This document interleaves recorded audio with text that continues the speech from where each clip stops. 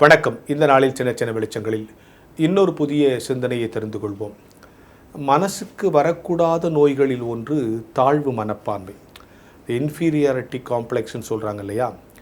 நம்மை குறித்து நாம் தவறாகவும் தாழ்வாகவும் நாமே நினைத்து கொள்ளக்கூடாது. இப்போது நம்மளை குறித்து ரொம்ப பெரிய ஆளாக நினச்சிக்கணுமா? மிகையாக கூட நினச்சிக்கலாம். இப்போ இருக்க நான் இருக்கேன்னு வச்சுங்களேன், என்ன நான் ரொம்ப பெரிய ஆளுன்னு நான் நினச்சிக்கிட்டா அது தப்பு தான். ஆனால் அப்படி நினைக்கிறதுனாலே என்கிட்ட சில குவாலிட்டி வளருமா? நம்மை மிகையாக நினைத்து கொள்வது கூட தவறில்லை. அது நம்மளுடைய தன்னம்பிக்கையில் நம்மளுடைய தன் முயற்சிக்கான ஒரு அடித்தளமாக அமைஞ்சிரும். ஆனால் நம்மளை தாழ்வாக மட்டும் நாம் நினச்சி கொள்ளக்கூடாது. அதுதான் மிகப்பெரிய தவறு. நான் இதை சாதிச்சிருவேன் அப்படின்னு ஒரு பெரிய விஷயத்தை சாதிச்சிருவேன் நம்ம ஓவர் கான்ஃபிடென்ட்டில் சொல்லி சாதிக்க முடியலனாலும் அதற்கான முயற்சி எடுத்தவர்கள் பட்டியலிலாவது நாம் இடம் பெறும். ஆனால் என்னால் முடியாது முடியாது முடியாது எனக்கு என்ன நான் என்ன அப்படின்னு நம்ம தாழ்வாக நினச்சிக்கிறதுங்கிறது மிகப்பெரிய தவறு. அதனால தான் விவேகானந்தர் சொன்னார், you are born to be great. நீ சாதிப்பதற்காக பெரிய ஆளாவதற்காகவே பிறந்த சொல்லிட்டு அடுத்த ஒரு சொல்வார், ஆல் பவர்ஸ் வித்தின் யூ. அதற்கான எல்லா ஆற்றலும் உனக்குள்ளேயே இருக்கும். இதை விட மூணாவது வரி தான் ரொம்ப முக்கியம், யூ பிலீவ் இட். முதல்ல அதை நீ நம்பு. நீ சாதிக்க பிறந்தவன் என்பதை புரிந்து கொள்.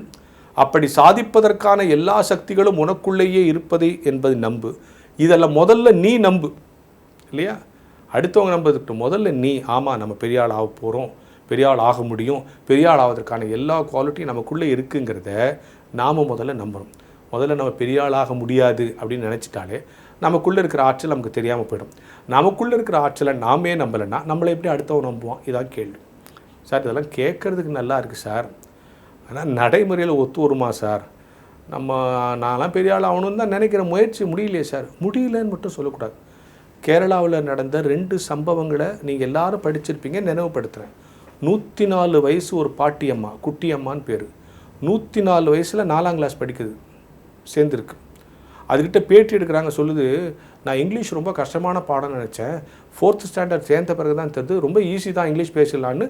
104 வயசில் அது 4ஆம் கிளாஸ் படிக்குது.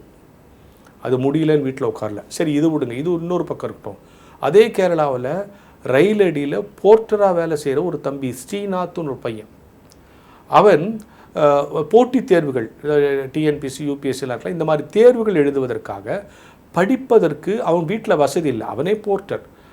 அந்த ரயில்வே ஸ்டேஷனில் இருக்கக்கூடிய அந்த ஒய்ஃபை இருக்குல்ல, அந்த ஒய்ஃபையை தன்னுடைய ஃபோனில் டவுன்லோட் பண்ணி அதில் யூடியூப் பார்த்து அதில் படித்து அந்த எக்ஸாம் பாஸ் பண்ணியிருக்கான். இந்த பக்கம் 104 வயசு ஒரு பாட்டியம்மா, வாழ்வின் இன்னும் எத்தனை நாள் வாழப்போகிறோம் என்று தெரியாத ஒரு பாட்டியம்மா, 4ஆம் கிளாஸ் படித்து தொடர்ந்து படிக்கிற ஒரு பாட்டியம்மா. இந்த பக்கம் தன் வீட்டில் எந்த விஞ்ஞான வசதிகள் இல்லாமல் பொதுவாக ரயில் அடியில் கொடுக்குற அந்த இணைய வசதியை பயன்படுத்தி அதன் மூலம் வெற்றி பெற்றிருக்கிற ஒரு மாணவன். 2 பேரும் யோசித்து பாருங்கள், இவங்களாம் முடியலன்னு வீட்டில் உட்காந்துடுறாங்களா? எனவே நம்மை குறித்து நாம் தவறாக நினைத்து கொள்ளக்கூடாது. என்கிட்ட எல்லாம் இருக்குது ஆனால் எனக்கு வாய்ப்பு இல்லை, சான்ஸ் இல்லைன்னு சொல்லி முழங்கி உட்காந்துடக்கூடாது. ஒரு அழகான பொன்மொழி எனக்கு ரொம்ப பிடிக்கும், அதை உங்களுக்கு சொல்லி இந்த சின்ன சின்ன வெளிச்சத்தை நிறைவு செய்கிறேன். சந்தர்ப்பங்கள் காற்றில் மிதந்து கொண்டே இருக்கின்றன, சாமர்த்தியசாலி தான் அதை சுவாசித்துக் கொள்கிறான். மீண்டும் சொல்லுகிறேன், சந்தர்ப்பங்கள் காற்றில் மிதந்து கொண்டே இருக்கின்றன, சாமர்த்தியசாலி அதை சுவாசித்துக் கொள்ளுகிறான். உங்களை சுற்றி 1000 சந்தர்ப்பங்கள் இருக்கிறது. சுவாசித்துக் கொள்ளுகிற சாமர்த்தியசாலியாக நீங்கள் இருந்தால் நீங்களும் வெற்றி பெறலாம் என்கிற சிந்தனையோடு இந்த நாளை தொடங்குவோம்.